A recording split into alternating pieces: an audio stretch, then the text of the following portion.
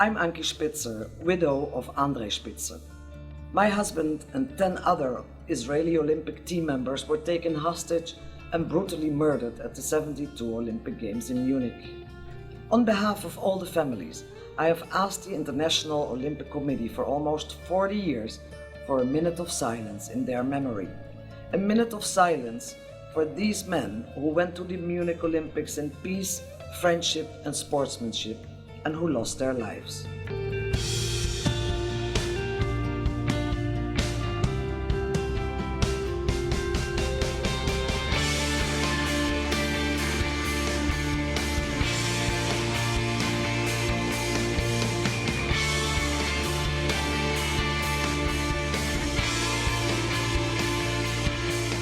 There is still time to do the right thing. There is always time to do the right thing and pay tribute to the Olympians whose lives were taken at this grand ceremony 40 years ago. We were so pleased to have members who were there waiting their turn to speak acknowledge the importance of the moment of silence, and we're happy to join with us in sponsoring the resolution.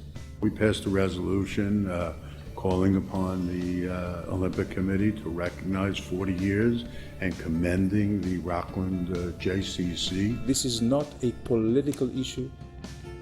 This is something which is really a universally human issue.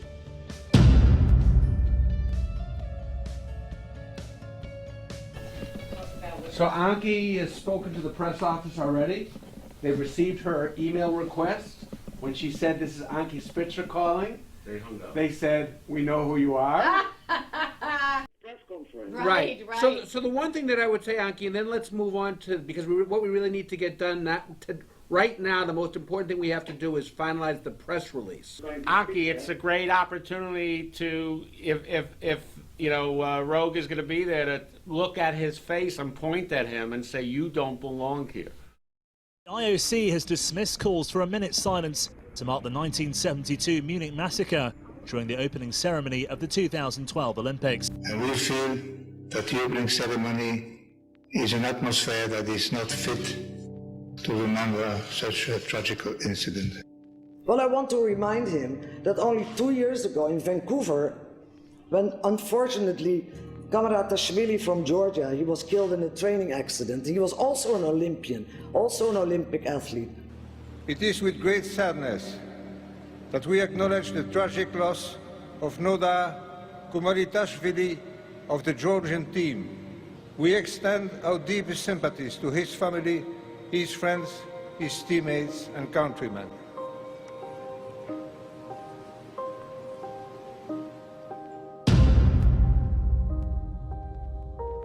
They were murdered as members of the Olympic family.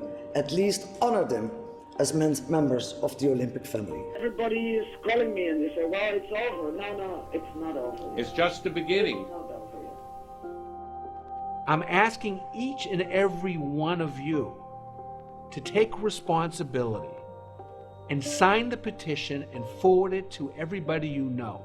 Please help us call on the International Olympic Committee to dedicate a minute of silence during the opening ceremony at this summer's London Olympic Games in memory of the 11 murdered Israeli athletes.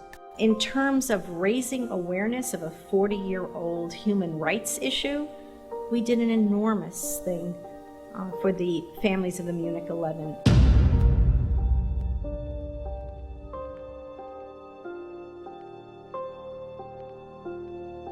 It was the darkest moment of Olympic history, and that is why it needs to be remembered. But we are asking Jacques Rogge, do the right thing. What does it take to just say at the opening ceremony, let us not forget what happened to the Israeli team, and let us all make sure that this will never happen again. That is what we want. Rockland County, the JCC, will never stop encouraging the International Olympic Committee to give a minute of silence. We will always be behind Ankie and Ilana until the day that the Olympic Committee says yes.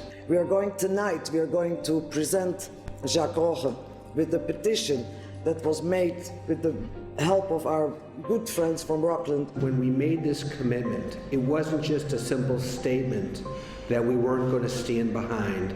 It was our goal to really work to make a difference. I think all the people of the IOC have forgotten what the Olympic ideal is, because I do believe that people can get together through sports and forget all the conflicts. The campaign has attracted the support of world leaders and parliaments, including, of course, the Knesset, the German Bundestag, the US Congress and President Obama, the parliaments of Canada, of Australia and others. לגינוי הטרור. לא גינית טרור פעם אחת. אני חושבת שזה לא מוסרי. Being in London to present the 105,000 petition names to the IOC at the Olympic Village is both amazing and very emotionally powerful for me. Jacques Rogge had said to me, my hands are tied. And we said, no, not your hands were tied. The hands of our husbands, and not only their hands, also their feet were tied. It started to gain momentum, and at each step, it started to become more and more real.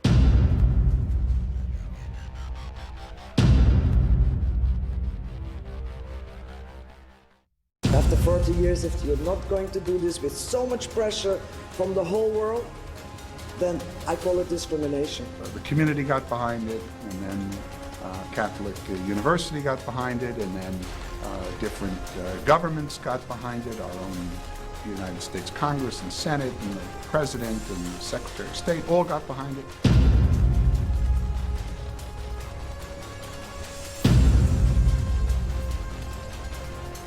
They have rejected it time and time again, and tomorrow the Olympic Games are starting in London, and they've rejected it again, shamefully.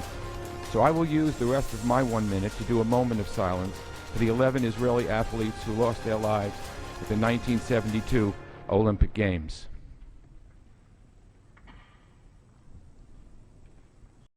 The IOC needs to listen to the over 100,000 petition voices of all religions and nationalities. It needs to listen to President Obama, to Anki Spitzer, to Ilana Romano. It needs to listen to all the Munich 11 victims' families. It needs to listen to the 150 world leaders who have spoken out in support of the petition. And he needs to listen to last night's cab driver who told us there is no way Londoners will not allow the minute of silence at the opening ceremonies. We were talking and talking and talking and trying to, and then at the end of the 45 minutes, he just moved over the table and he looked at me and he said, I'm not going to do it.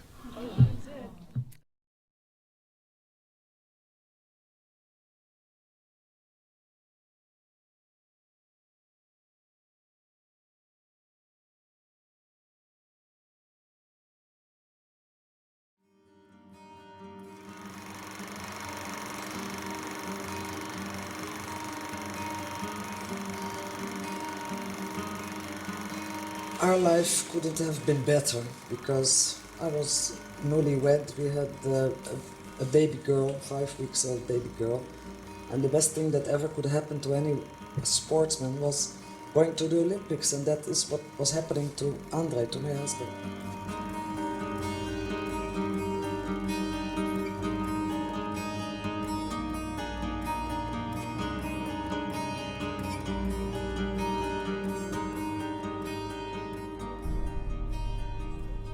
Black September and its sponsors had been planning the disruption of the Olympic Games for many months. Their grand intent of publicizing the plight of Palestinians would never have a larger audience than the one provided to them at the Olympics. Applause when the nation of Israel walked in here, and of course you can't be in Germany and not remember. We're just about 15 miles here from the concentration camp at Dachau.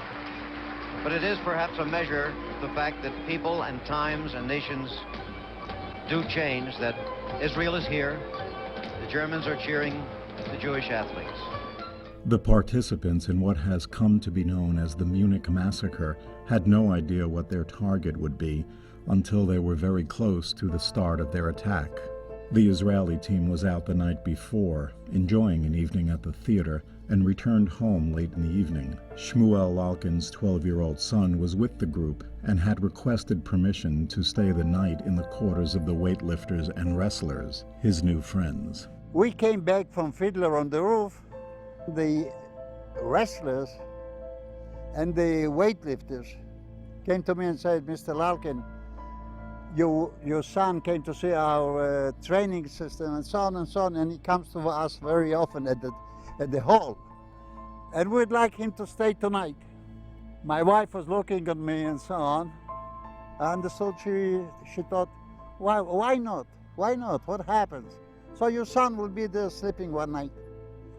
And I must say, honestly, I didn't know why. I didn't thought about it. But automatically I said, you're going back with your mother to your room. Because if I said yes, I wouldn't have a son. Fencing coach Andre Spitzer and his wife Anki had gone back to her family home in Holland after Andre finished his competition in order to see their infant daughter, Anouk. After a short stay, Andre had to return to Munich. The anti-militaristic image Munich wanted to portray resulted in very poor security in the Olympic Village. In fact, when it was time for the terrorists to attack the Israeli quarters, they got into the village by climbing a 6-foot fence with no barbed wire, and they even got some help from the American and Canadian Olympians who were coming home way past curfew. After breaking into the village and finding their way to the Israeli quarters, the terrorists found a group that included Moshe Weinberg. He attacked them and was shot in the face and seriously wounded. Under great duress, he led them to the apartment with the weightlifters, thinking they would be better able to fight the terrorists. As they were moving the weightlifters, Weinberg attacked the terrorists again, and they shot and killed him. 3:30, 4:45, when I heard shooting. And since I was on the second floor of my floor, I just looked out, and this is where I saw Mr. Weinberg when he was shot. The first one that came from Munich, he came back later on with my permission because I had a family there. So he came around 3:30, and they found him, and somehow they tried to escape, but they shot him, and they laid him down on the road. Henry Hershkovitz, the Israeli flag bearer at the opening ceremonies, heard the sound of the terrorist rifles, and since he was a marksman, he understood the sound not being an Israeli-made or German-made weapon. And I was the man which go in every room to wake up the others. If something happened, we must go away from here. As the victims were being repositioned, one of them, Yosef Romano, attacked the terrorists and was shot and left to bleed to death in front of his teammates. Suddenly I saw Andre in front of the window, and he had his hands tied behind his back, and he was half clothed, and I also saw that he was not wearing his glasses, and I knew that was a problem because he could hardly see without his glasses. And he was asked by the crisis staff, who was trying to negotiate with the terrorists and the rest of the people, what is the situation inside? So he answered, everybody is okay except for one. We were eating breakfast. I was getting ready to go to the office. That 11 Israelis had been taken hostage. We did not know who they were. I asked him what happened to the one and who is it? And then he could not even answer because he was kicked with the rifle and pushed back inside of the room, and they closed the windows, they closed the curtains, and that was really the last time I saw him. And I called my friend who was editor of sports in the local paper, and he didn't know. And we had a friend who was the Senator Messenbaum. He called the State Department. The State Department didn't know. But as time went along that morning, I don't know what the source was, but it came over the television. Good afternoon. I'm Jim McKay speaking to you live at this moment from ABC headquarters just outside the Olympic Village in Munich, West Germany. The peace of what have been called the Serene Olympics was shattered just before dawn this morning, about 5 o'clock, when Arab terrorists armed with submachine guns, faces blackened, a couple of them disguised as guards or as trash men in the Olympic Village, climbed the fence, went to the headquarters of the Israeli team, and immediately killed one man, Moshe Weinberg, a coach, 2 shots in the head, 1 in the stomach. They've been holding 14 others hostage since then. I was sure that my father wasn't one of them because they didn't give in the morning the names. But an hour later, somebody came and told me your father is one of them. It was not like a liberation organization. It was a terrorist organization. There was a negotiation with the terrorists through the balconies. They demanded Israel, the Israeli government, to release 200 Palestinian prisoners that were in Israeli prison. The terrorists kept demanding, and the Israelis kept rejecting. The games went on through the morning. The Nazi-sympathizing president of the IOC, Avery Brundage, wanted no stoppage of the games at all, no interruptions on his watch. Only after many hours, in mid-afternoon, 11 hours into the crisis, did they stop the Olympics. As the day wore on, the terrorists and the Germans started to look for a way to get everyone away from the village. I saw these 2 helicopters and I knew that he was in one of them, flying in the air, and I still remember my mother saying to me, you know, this is going to be their chance. Now they are going to be saved maybe. And I said, no, mother, because all the time that they were in the Olympic Village and all the eyes of the world were focused on them, you know, they would have a chance. But now that they're going to fly them out in a dark corner so that they can go on with their joyful games, I said they won't have a chance. I don't think they will have a chance.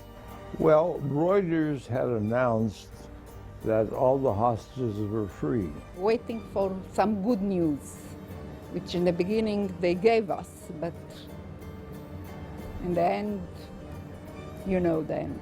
The decision was made to offer the terrorists a jet out of Munich to Cairo.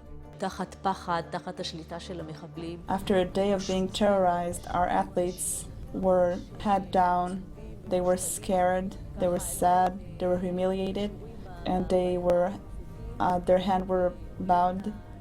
They would leave from the military airport, first in Feldbruck.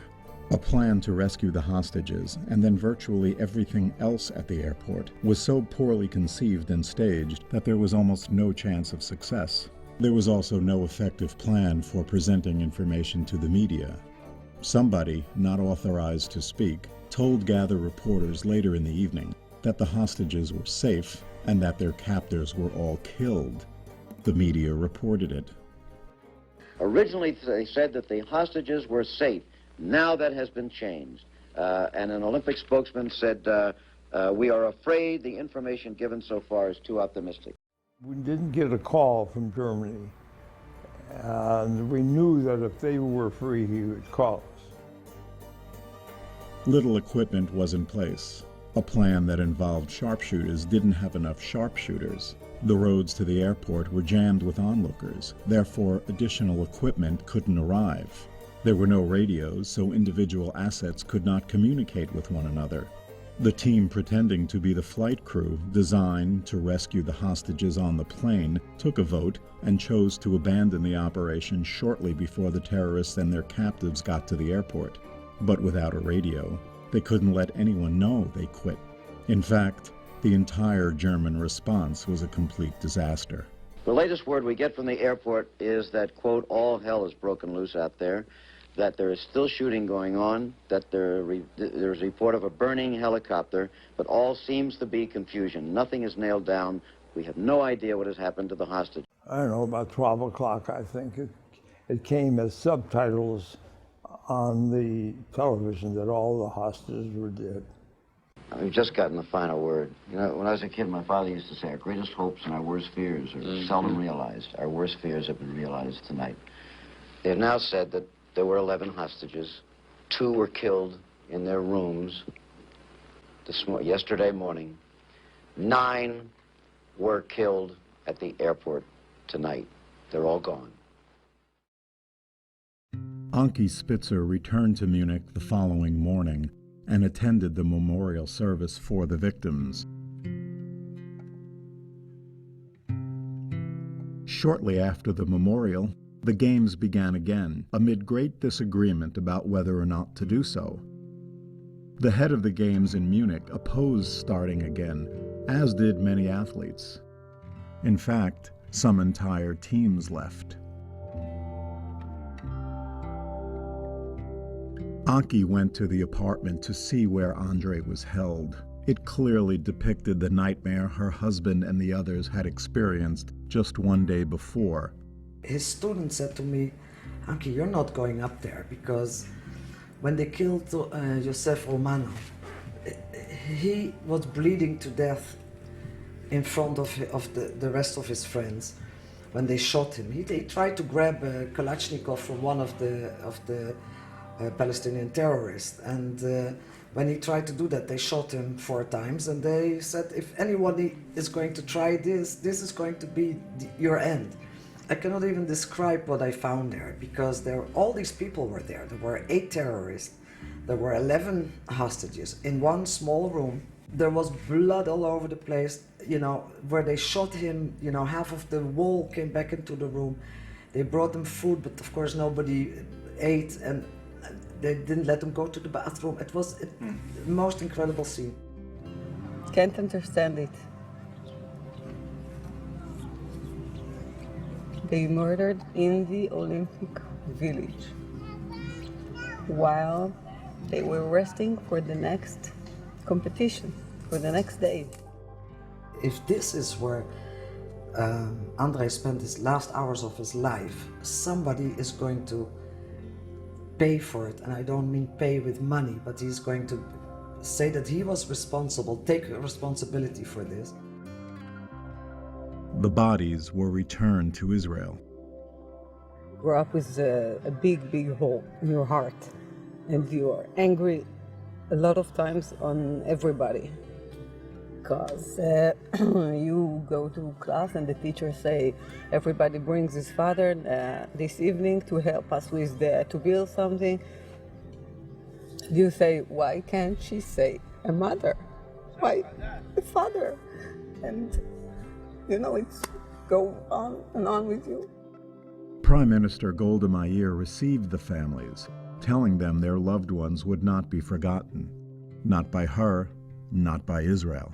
And she received us, you know, like a grandmother, you can say. You know, she was the prime minister, but she hugged us, and then she gave also a report about why they did. I said, you tell me why you did not give all these people out of prison. Why didn't you release them so that we could get our husbands back? And she said, no Jew or no Israeli would ever walk the face of the earth again safely, because they would always be the goal for terrorists to kidnap them, to take them, and you know, we cannot even start exchanging or negotiating with terrorists. Anki wanted the Prime Minister to assure them that she would stay true to her word that there would be a no negotiations policy with terrorists. Not long after, Israel attacked terror bases in both north and south of Israel. Then she told us, we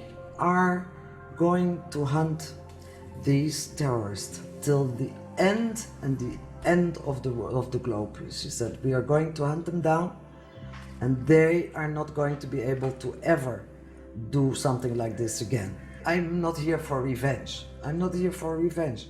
But she said, yes, but we feel it's necessary, and we will let you know, we will hunt them down. And they did. While the Munich 11, as they were being called, stood as a unified symbol in the battle against terrorism, to their families they were individuals, husbands, fathers, sons, and brothers.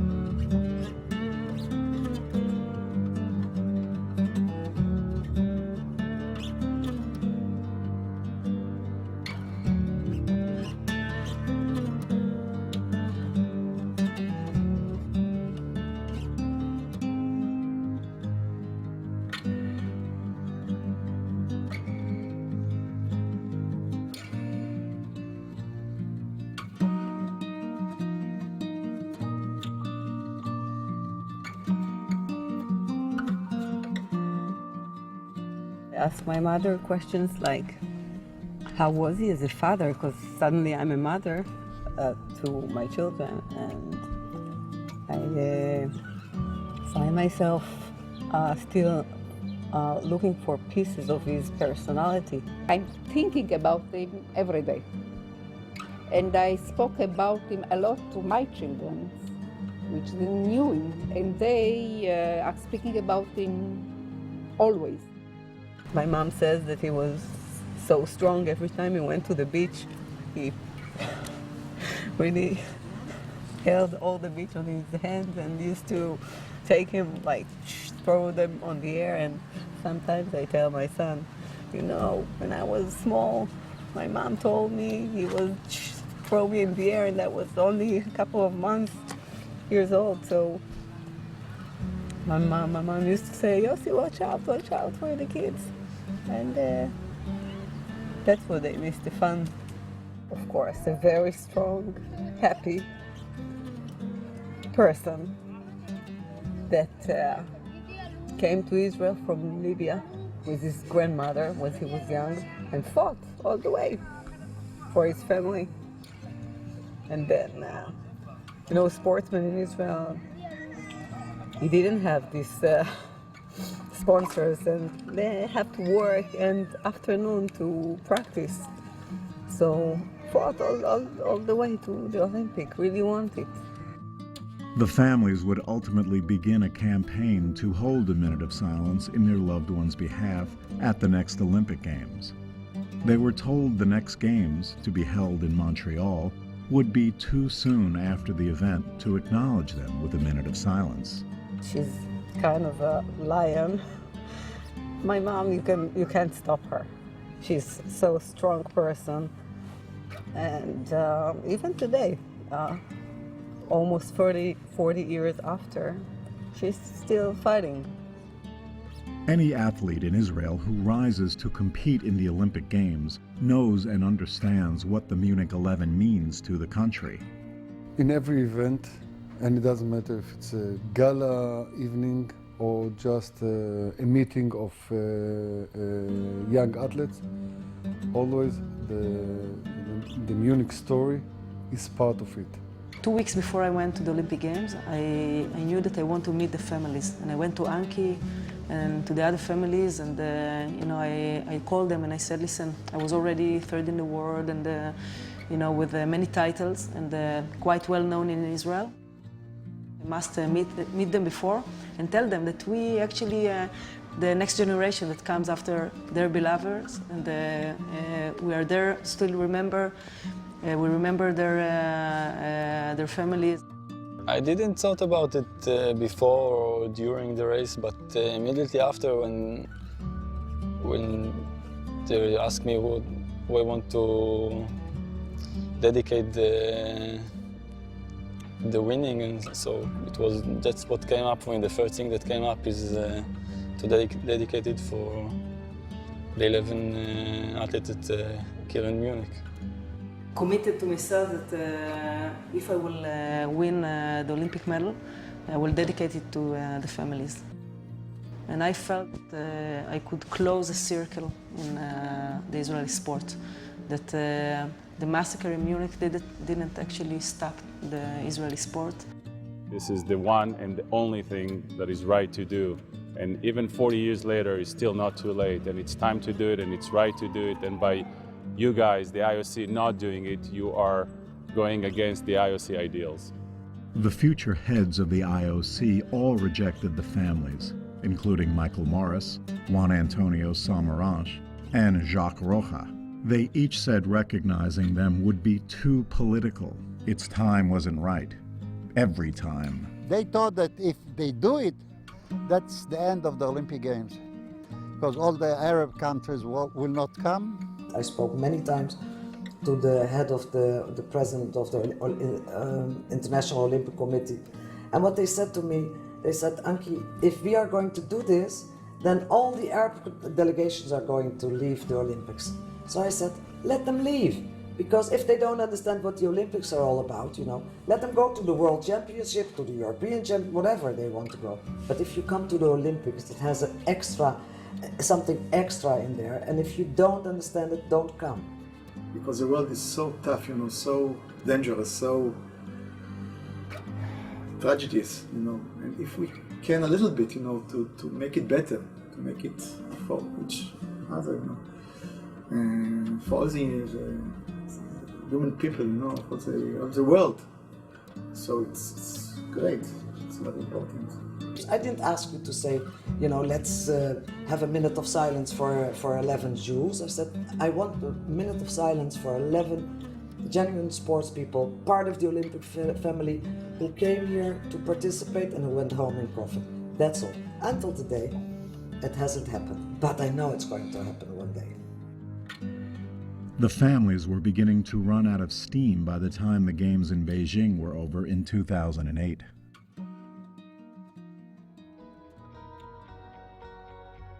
The JCC Maccabi Games were created by the JCC Association and Maccabi World Union in 1982 for Jewish youth around the world. Between 84 and 94, everybody would do something a little bit different with Munich, never really that impressed with, and then some JCCs just didn't do anything. So when I got to the JCC Association in 1994, I thought this was the opportunity to begin to make this part of every JCC Maccabi Games. It was the right thing to do. It wasn't until the 90s that JCC Association took over the management of the games.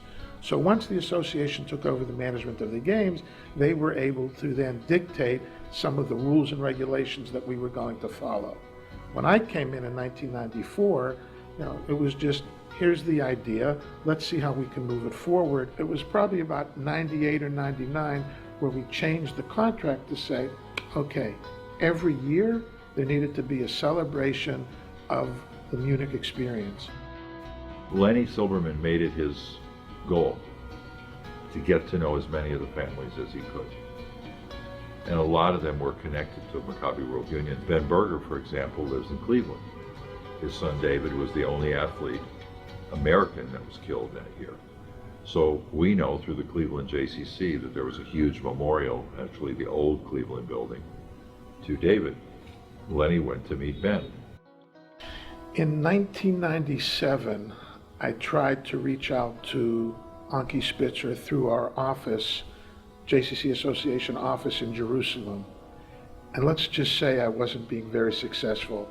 And I think that there were so many negative experiences that she had throughout the course of time that this was some other guy. She didn't know who I was. She never heard about the JCC Maccabi Games. And finally we got to yes. We have these thousands of children every summer. We have their families. We have the coaches. And we don't want this to be forgotten.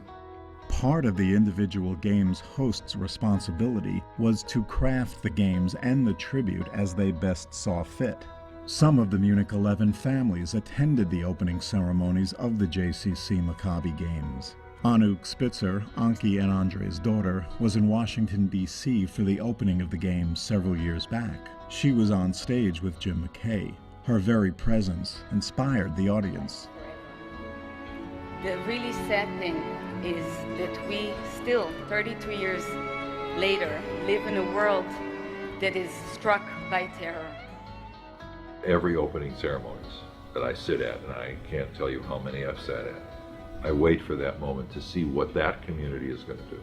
With up to 4 locations a year, there was considerable attention given to the Munich 11. However, the audiences were small enough that it didn't reach a large mass market scale. Here was an opportunity in a moment to educate these kids about something they'll never forget. They may forget the score of a game, they may forget somebody that they meet or something that's said or what they learn in Hebrew school. They don't forget, for some reason, that moment, which is 2, 3 minutes, 5 minutes, that we devote to Munich and to these people who lost their lives.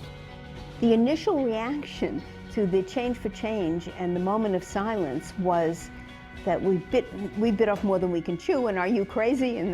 But once the materials were created and leadership at JCC Association saw the outstanding job that our local leaders have done in creating materials and generating a momentum and a buzz in the community. It was an eye-opener to the JCC Association. And I think that JCC Association is impressed and proud of the effort that JCC Rockland is making. I can't take any credit for what happened this summer. We, JCCA, can take credit for making this part of the games. Rockland picked it up and did something unusual.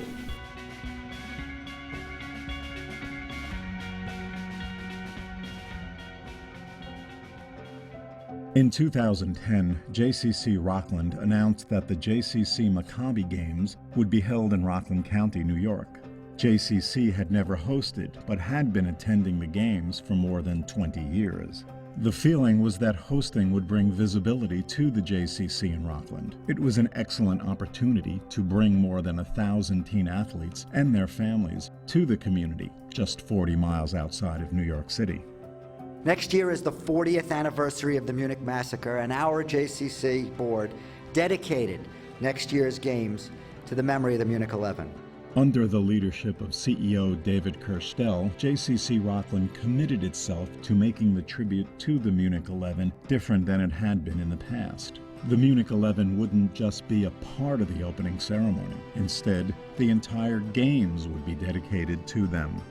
There would be 11 events leading up to the JCC Maccabi Games, and each event would honor Munich 11 victims, some individually and some in groups. Community excitement would increase as event after event would be held in honor of a Munich victim. These events would culminate in the opening ceremonies of the JCC Maccabi Games. This is the 10th of 11 events to remember the Munich 11. It's also to support Change for Change, to benefit Feeding the Hungry here in Rockland, and through People to People, and also in Israel. I have learned about an event that as a teenager in the 2000s, I would not have learned about. No one talks about it. Also, I'm involved in a project that is changing my life, that's making me feel a sense of fulfillment. I wouldn't feel this way if it weren't for the project. I wouldn't be sitting here telling you what I'm telling you right now, that I truly care about the project and about what we're doing, if I wasn't involved with Change for Change. People's houses have a change box in their house. I know mine, I'm on my second one already. I just throw the change in from my pockets in there. Everyone just throws it in instead of it sitting in a drawer somewhere or in someone's pocket. In order to begin the process of bringing the Munich 11 families and JCC Rockland together behind this concept, David Kerstel first wrote to Anouk Spitzer, who passed the information about JCC Rockland's intent to her mother, Anki. David and Anki spent a great deal of time talking in Israel during David's visit there on a State of Israel bond mission. They talked about the Munich 11 and how the JCC in Rockland was prepared to dedicate the entire games to them. David asked Anki to return to Rockland with him and meet the local community. They set up a live video conference from Israel and Rockland that would announce the JCC Maccabi Games in 2012 and how it would feature the Munich 11, as well as support the family's efforts for a minute of silence. The press event was attended by a number of the Munich 11 families as well. They were interested in what David had in mind for the JCC Maccabi Games, but especially for the tribute and remembrance of the Munich 11. Anki's first visit in Rockland during this Munich 11 JCC Maccabi Games preparation took place in October 2010. She came for the launch of the Games planning cycle. The event specifically was called Rock the Games. Besides that event, she met with the community, most notably kids in junior and senior high school, where she gave moving, first-person accounts of the events at Munich. She was also there for the Rock the Games kickoff, where she literally met a parade of community and JCC leaders. And to see so many people coming together for this really very, very important event does my heart so well. I'm so proud to represent Rockland and honored and privileged in the United States Congress, and I thank you. They instantly adopted her as a beloved sister and friend. The media in Rockland got to know her as well and learned about her, her husband Andre, and the rest of the Munich 11. Her bravery, diligence, and fortitude shone through for all that met her. Most young people she met never knew about Munich, and many older ones had vague and distant memories of the event. She began to change that. There had never been an official commemoration during the opening ceremony of the Olympic Games. Congressman Eliot Engel spoke about it on the floor of the House of Representatives. I can remember the moment as if it were yesterday, when on September 5th, 1972, 11 athletes and coaches representing the state of Israel were taken hostage and ultimately killed by terrorists. The Rockland JCC Maccabee Games. The mood became one of, why not? Was it an impossible dream? Could JCC Rockland help get a minute of silence? A Hanukkah event several weeks later included a Skype conference with the family of weightlifter David Berger, which included his father, sister, and niece. And I want to thank you all for honoring David. It is so gratifying to all of us to know that after almost 40 years, the Munich 11 are still being remembered. So thank you, and I love the t-shirt. We're wearing them. I don't know if you can see it. David was the American from Shaker Heights, Ohio, who died at Munich, who had emigrated to Israel shortly before the Olympics. Now, the JCC Rockland knew two families involved in Munich. JCC Rockland held Rock the Games 2, also dedicated to the Munich 11. Its Hanukkah celebration honored victims Joseph Gottfreund, Eliezer Halfin, Mark Slavin, and Moshe Weinberg. I think you will see thousands of people at the Olympics pausing for a moment of silence, and they can't stop that. As much as the simple watching it on television, again, the riveting imagery of that, we were all shocked at the notion that this wasn't a single individual with a gun attacking people we know or love or our leaders. This was a group of people who are attacking innocents for reasons beyond anything that we could fathom at the time. And I think it's the first time for me, I don't know, probably for a lot of people, that the word terrorist popped up into the lexicon. So remembering them as individuals and people becomes very important, not just as a group. You know, they really weren't a team per se, they were individuals doing their own events. And again, it's meaningful to their families and to the world that this is just not one team. These are 11 lives and families and friends that were affected by it. Munich Olympics is part of all the Olympic Games, and for Israel to lose 11 of its best athletes for no reason at all, I think it's something that should be remembered, that it shouldn't happen again. It's the same as every year we have the Holocaust Day in Israel. In September of 2011, JCC Rockland held an event to unveil a sculpture dedicated to the Munich 11. The Munich 11 and the Minute of Silence were the underlying motivation of the day's activities. The entire Berger family came to Rockland from Maine for the event. Ever since 1972, we have tried to get a moment of prayer before the Olympic Games started. And this organization, the Jewish Community Campus of Rockland, has been instrumental in helping us to do that. I think there's nobody, basically, who doesn't want peace. I think it would be momentous at the Olympics to have a moment of silence for peace. I came up with the idea that to support the flame, I could use the 11 segments to symbolize the 11 athletes and create a torch base. It sort of evolved, and what I found with many projects I've been involved with, when it's the right thing and it's a good fit, somehow it all falls together, and my gut feeling about it and my original idea takes off. The plaque for the sculpture reads, Munich 11 Memorial by Eric David Laxman, September 25th, 2011, 26 Elul, 5771. Dedicated to the memory and spirit of the Munich 11, the Israeli athletes, coaches, and referees murdered at the 1972 Olympic Games in Munich, Germany. They were swifter than eagles, mightier than lions. How the mighty fall in the midst of battle. Samuel chapter 1, verse 23 to 25. dedicated by Bonnie and Alan Elkin and family, Ilse and John Lang and family, and Ellen and Arthur Wagner and family. The centerpiece of the day's event was the dedication of the Munich 11 sculpture by Eric David Laxman. It is one of the few sculptures dedicated to the Munich 11 outside Israel. This emotional piece stands forever outside the front door of the JCC, so that all people coming to the campus would pass it and be touched by the message of the Munich 11. And it means a great deal to forever keeping the community involved in the memory of those who died. I am grateful to have this opportunity to express through sculpture the highest ideals of Olympic Games, namely the glory of athletic achievement and the hope for brotherhood and international peace.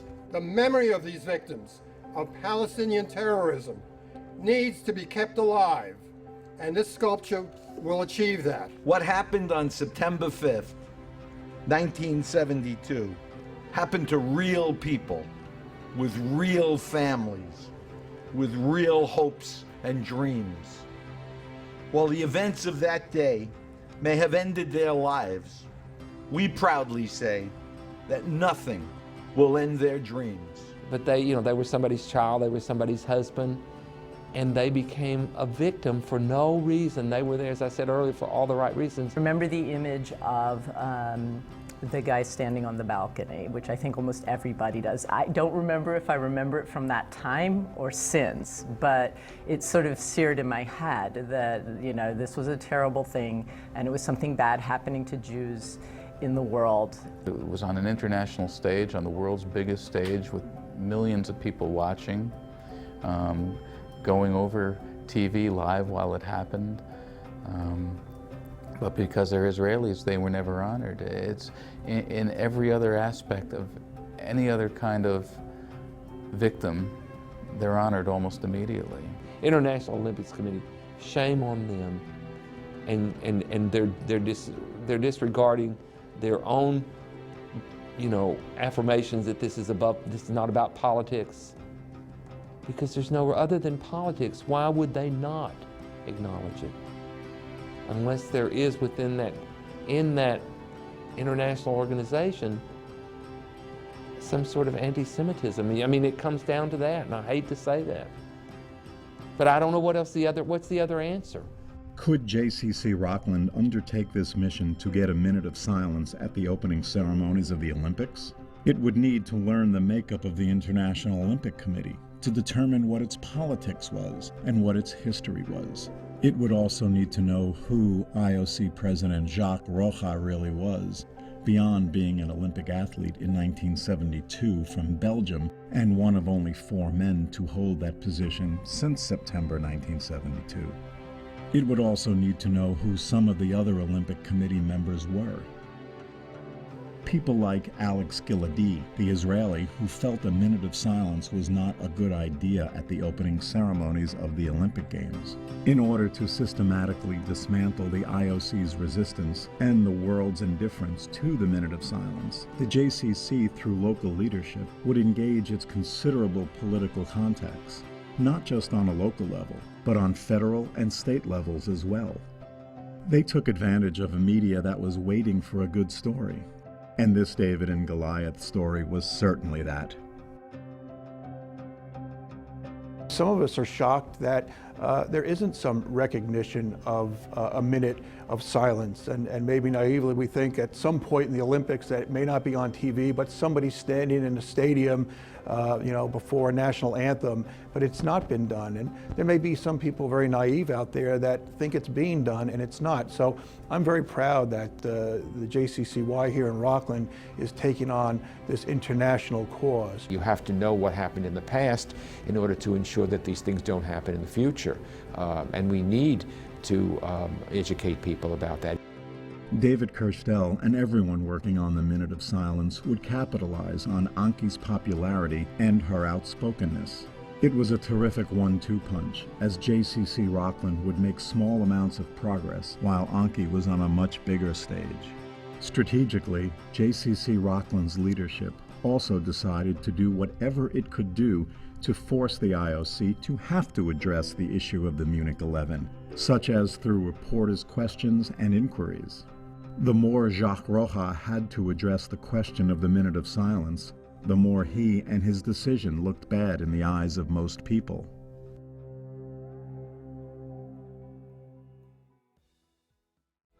Could the JCC mass merchandise the ongoing outrage from the IOCs and transients? That became a big question. Unconsciously, whenever I watch the Olympics, and I love the Olympics, I always watch it, winter and summer, and I love when the nations come in. And whenever the Israeli delegation comes in, I'm always thinking, are they going to talk about 1972? And sometimes they do, especially in the Summer Olympics, but to have a moment of silence with everybody present at the opening ceremonies thinking about that, that would be really incredible. And like I said, I would have chills down my spine. And really, the game changer was the online petition. And I have to take my hat off to Mickey Leader, a past board member, who found change.org. They decided to create an online petition and to undertake an effort to get it around the world. I really truly believed if we could get enough awareness and enough PR, enough big names, we might be able to do it, and I believed it before we got change.org involved.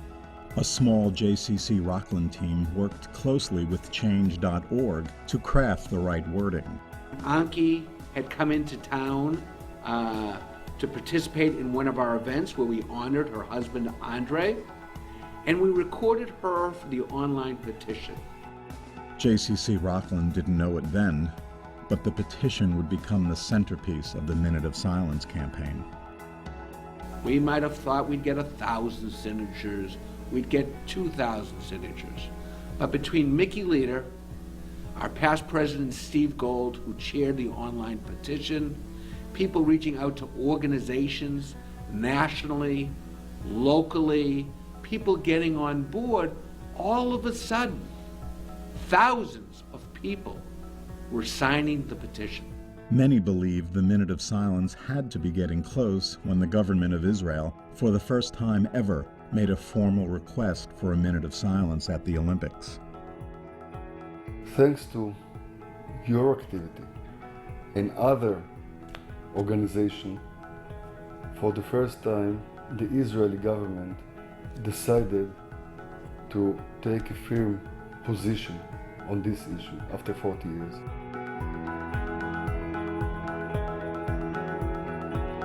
It caught that jet stream of favor throughout the world. The passion that I saw in everybody who was involved was just amazing. The comments section of the petition continued to be impressive, and the way people felt about this wrong that has lasted for decades couldn't be hidden. Petition signatures began to roll in from faraway places. JCC Rockland knew it was onto something. The original 10,000 name goal was blown out, as was the 40,000 name goal, and was heading towards the next milestone of 80,000 signatures. Think about how long, you wouldn't fight for things much more than a year or 2 years, most of us, Eric. 40 years, 10 Olympics. She has gone tooth and nail with these guys. Governments around the world began to support the Minute of Silence, including Germany, Italy, Australia, Canada, and of course, the United States. Despite the developing worldwide clamor for it, the International Olympic Committee formally rejected Israel's request for a minute of silence. They indicated they had done so many things over the years to remember the Munich 11 and felt a formal minute of silence at the opening of the Games was inappropriate. Names were being added quickly at this point, and signatures had come from people living in 155 countries. With a few weeks to go before the Games, the last Change.org goal of 100,000 names was reached and quickly exceeded. I was on the phone with Barbara Berger, who is David Berger's sister. David was the dual citizen who died at Munich in 1972. Barbara reminded me that her father, again 95, there's a good chance this will be his last Olympic. And the reality is, it is time now for there to be a minute of silence at the opening ceremony. Because our husbands, fathers, and sons, they were members of the Olympic family. They were not accidental tourists. They came to the Olympics with their dreams. They came home in coffins, and we feel that that is where they should be remembered. This year marks the 40th anniversary of this horrific event, and this resolution not only commemorates the event, but it also urges that a moment of silence be taken at the 2012 Summer Olympics in honor of the 11 Israeli athletes whose lives were taken that day. I encourage all my colleagues here to support the resolution and show New York's support for that movement. Thank you.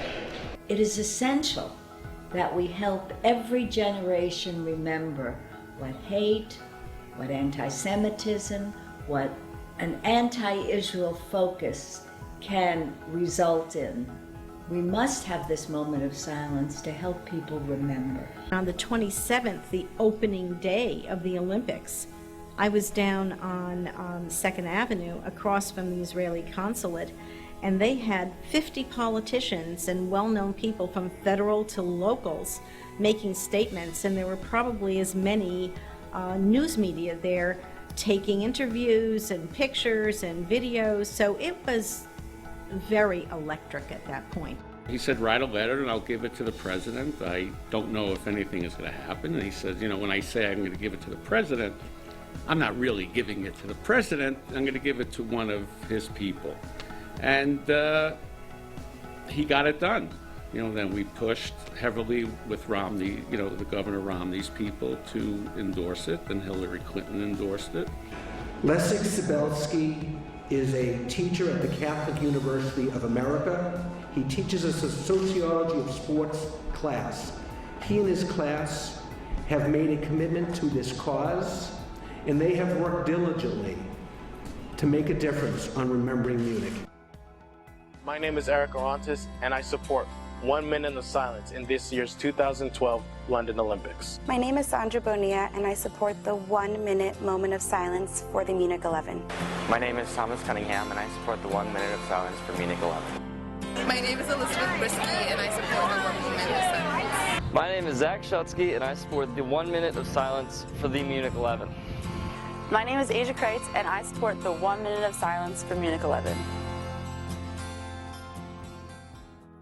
It is amazing to see, 40 years later, how dramatically impacted people are about Munich.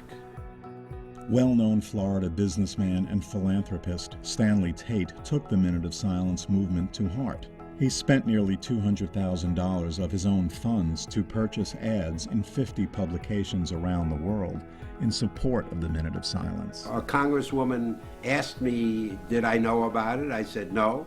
She said, well, you ought to get involved, and I found out more about it, and that's really what it was all about. I really felt that the anti-Semitism aspect of it needed to be brought to the attention of Americans so that the memorial was handled, because it should have been handled when the shootings occurred.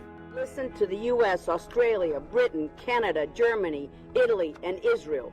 Listen to the hundreds of thousands who have supported this cause on Twitter, Facebook, YouTube, and other social media. Most importantly, listen to the widows of the murdered Israeli Olympians who have been waiting for decades for this recognition.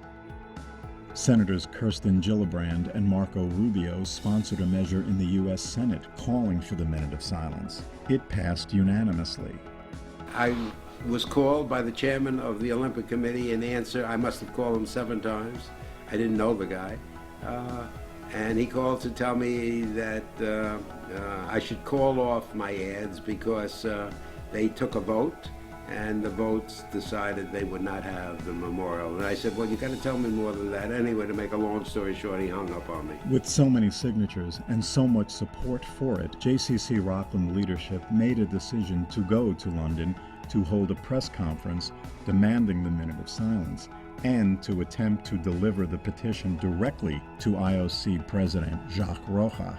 Maccabi Great Britain became a fast ally in logistics and helped land a premier location for the press conference. The families, when they fought the International Olympic Committee, was David, a very small David, against Goliath. The International Olympic Committee is a powerful body. Anki Spitzer and Alana Romano came to London to join the JCC Rockland Group in order to make the personal appeal for the Minute of Silence, both to assembled media and to the IOC. Partially in response to Roja's rejection of the remembrance, Minutes of Silence were held in locations all over the world. There were more than 10,000 stories in the week leading up to the Olympic Games about the Munich 11. IOC President Jacques Roja agreed to meet with Anki and Alana, as well as the JCC group, to discuss the Minute of Silence and receive the petition. That meeting, which took place at the IOC offices in London, was cordial at first.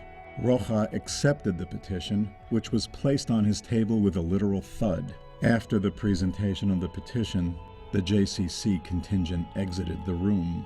In the follow-up meeting, Anki and Alana told Roja this was his last opportunity to make things right and hold a minute of silence. They're all optimists at heart. You have to be an optimist to take on a 40-year-old issue that has had no real traction. So and he let us plead and beg and ask and reason and give him all kinds of options, you know, to do something. And then after more than a half hour of pleading and begging, he just moved over the table towards me and he says, "Anki, I'm not going to do it." I said, "What?" He said, "I'm not going to do it." He's not going to have the minute of silence or mention. Instead of leading the world and the Olympic movement and the spirit of Olympism and of competition between countries where countries don't matter and backgrounds don't matter, what Jacques Rogge really basically said was, we don't care. For his part, Bob Costas mentioned the Minute of Silence as the Israeli team marched in the opening ceremonies. And Bob Costas doing this is just as good as a minute of silence. He did what must have seemed endless to second-by-second programmers of the Olympics.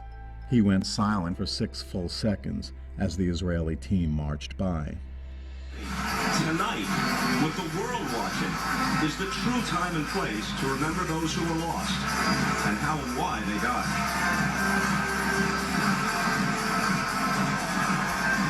We're back to London after this. Dick Ebersol, who's his boss, told him that he has the go-ahead to do whatever he wants to do because they have enough faith in him that whatever he would do would be the right thing.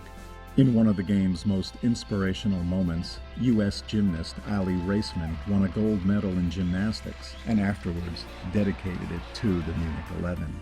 It was just kind of another question I was answering, and then when I got back home I started going to a lot of Jewish community centers and doing speeches and meeting so many amazing people, and they all kind of were explaining to me that it was a big deal, and I realized that as I've gone home from London.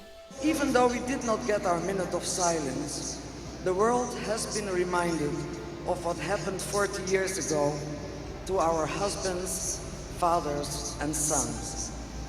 You know, I think we had a victory. If you looked at the American young athlete by the name of Ali Raceman, who won a gold medal and dedicated that medal to the memory of the Munich 11, we won. Anki and Alana have stayed a course over decades for a cause they know to be right. They have never given up, and they never will. I learned that if you keep fighting for what is right, you will be heard. It has been a long effort to right something that was so clearly wrong. So shame on you, International Olympic Committee, because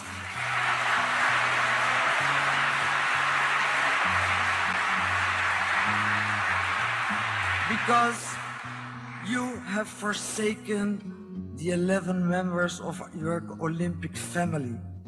You are discriminating against them only because they are Israelis. I think in the process, we were, first of all, so pumped up with the feedback from around the world that we really didn't have time to think about what we were doing. When I heard of the international efforts, I was sure that the Olympic Committee would heed the call for decency and the acknowledgement of the massacre. We were not doing this for ourselves. We were doing this for the 11 athletes, coaches, and referees who died senselessly. We were doing this for Ankie Spitzer and Ilana Romano. So I think what was the most meaningful part of all of this was their response to what was happening, because they felt so good. We became one extended family. The Minute of Silence campaign ultimately exposed the IOC for its behavior: condescending, boorish, intransient, insensitive, and anti-Semitic. I asked him, I said, if, God forbid, Michael Phelps, Usain Bolt, Kobe Bryant, all the big names, if, God forbid, they would be taken hostage and they would travel home in a coffin, wouldn't you remember them at the next Olympics? Wouldn't you say something about that, you know? And then he looked at me and he said, that is a very difficult question. What is difficult about it? You know, I said, what is difficult? All of them were there at the Olympics as athletes. And they were massacred. And the next day, the games went on. Because we're going to get our final moment. We will get it. But we already got so much more than anyone ever believed just by the awareness. I mean, it was all over the place. I was very, very proud to be a very small part of this movement. It's a movement. We don't get to witness those things. I think for me and for my children, this was like people who talk about the organic movements of the 60s, where people power happened and things moved and generations changed and ideas shifted, the world. So we saw it and we were part of it, and it all happened from, little old JCC in Rockland County. JCC Rockland did more to advance the concept of the Minute of Silence than had been done at any time in the past. It locked its efforts tightly with the Munich 11 families and built a living, breathing monument to the men who lost their lives. They were pushed aside. Every 4 years they were given lip service, but they were pushed aside because the families, for the most part, along with the Israel Olympic Committee, were acting on their own. The online petition brought prominence, but the effort for the Minute of Silence, for sure, I think you would be generous in saying it was David versus Goliath. We have always, I can say, we have always felt very close to the Rockland County Jewish community. You know us, we know you, we are actually the same. We are one. I think what you have shown is what, and I can compare it, and I think it won't be an exaggeration to compare it to Herzl, Theodor Herzl, who said, if there is a will, there is a way. And you had the will, and we all followed your way. Just the right mix of people. And I've always said that people make a difference when they have the passion for something, and when they feel that they're right about something, that they make a difference. And that's what happened here in Rockland County. Over the last several years, through David's leadership, we've done so many great things in the community. We've come so far in the community. We've built, we're working toward, we've built this building, and we're working towards uniting the community in this building as a home, that I don't see any reason why the JCC Rockland can't lead this effort here and have it build into something that actually changes the International Olympic Committee. The David and Goliath image was so clear in the run-up to the London Olympics. Goliath got very little support from the world at large. Everyone wanted David to succeed. That included those in attendance at the commemorative in London in early August, as well as the 40-year commemoration held in September in Israel to coincide with the Hebrew calendar, marking the exact date of the tragedy. To commemorate what have happened there, because it's not a matter only of the Israelis, it's a matter of the whole world, of the free world. It's not only the war against terrorism, it's the war for humanity. I believe that we have accomplished, first of all, the recognition of so many people in the world, of so many parliaments in the world, of so many leaders in the world, that something very wrong happened. The IOC actually doesn't matter very much because they were shown to be the disgusting organization that they are. These 11 people, they need remembrance because, see, it did happen again and again and again. And it's never going to come to a stop without efforts like this. This could make a tremendous difference for this whole world, not just Rockland County. If getting the message out results in people thinking,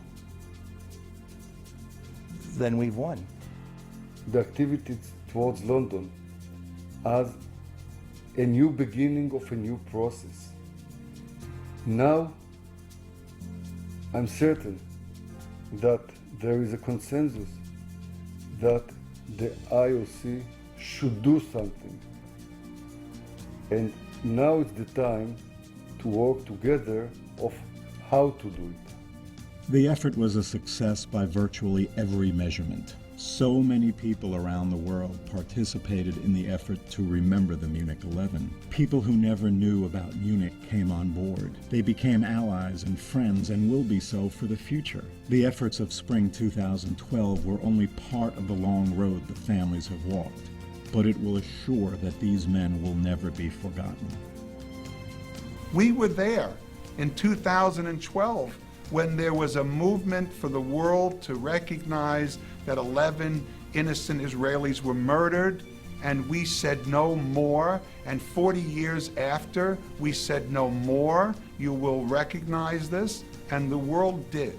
I met one of the Israeli soldiers. His name is Dan, and he wrote a letter and he posted it on Facebook, and it actually went viral. And it was just about how thankful he was for me doing Hava Nagila and just standing up for the minute of silence. And he said that he saw another soldier salute to me on the TV. So that was really, really special and really amazing. Out of this effort will come education.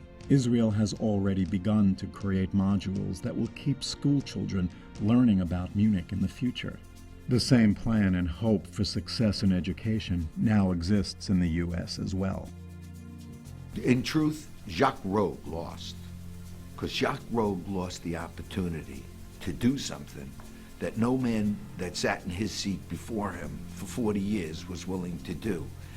And we made it so easy for him to really be something. And he's just less of a person than he could have been. Jacques Rogge gave up the opportunity. You know, we didn't, and we won't. We're never gonna stop until we win. But Jacques Rogge could have been the big winner in all of this. And he just showed himself to be a little man. I personally felt, and I would have said it if the guy didn't hang up on me, that it would have been not only the right thing for the Olympic Committee, but they would have been applauded by most of the world for taking the right position, no matter how many years after the event actually happened. I made my own moment of silence. So when the president of the IOC, Jacques Rogge, started to speak, I stood up and I put a black strip on my left arm, and I stood for 1 moment of silence. What I found amazing was, with all the worldwide attention this got, 155 nations, that the blogs were all in favor. There was no negative. There was no like, why should this happen? Why should we do this for the Jews? It's their fault anyway. That to me was also an amazing viewpoint to see that the world said, it's time. There was no one out there saying, this is nuts. The only one who said that was the IOC. This should be a global acceptance, no terror. Not when we have our young athletes who've worked so hard and achieved so very much to get to the Olympics. Now they have to worry about being a target. I don't care what country they come from. It's wrong.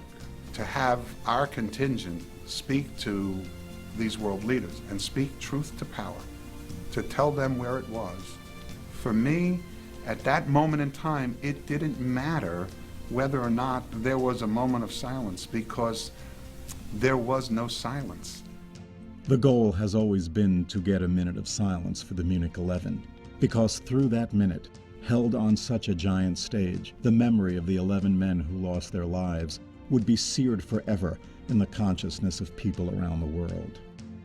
But with the IOC and Jacques Rocha continually denying the commemoration, the world found its own voice and created its own memory, insisting the minute of silence be held and the Munich 11 remembered in fair hearts everywhere. There is almost no corner in the world where there was not a minute of silence, where people did not stand for a minute spontaneously. They don't know me, I didn't knock on their door. So for me it's victory when Ali Reisman, this young 18-year-old gymnast, when she dedicated her medal to the memory of the Munich 11, I said, you know what, this is it. Much more important than Mr. Jacques Rocha, the president of this corrupt organization called the IOC. If he would have said something, that's one thing. But to hear a young girl who was born many, many, many years after Munich, that she had the feeling, the good feeling to dedicate it to the Munich 11, that is for me the victory. The bottom line is although we do not get the minute of silence that the families have been asking for, we got even better than that. We got the world to stand up and take notice and to really support the effort of remembering the 11 that died in 1972. If you have a dream or an idea or a cause, go for it. Persevere and never give up. Fight for what you believe is right and just, even when it takes 40 years. We, the families of Munich, will never give up until we get that minute of silence from them. And when Ilana Romano and I will be too old to carry on, our children and the children of our children will continue to fight because we owe it to them. So thank you, JCC Maccabi family, for being there for us. Thank you.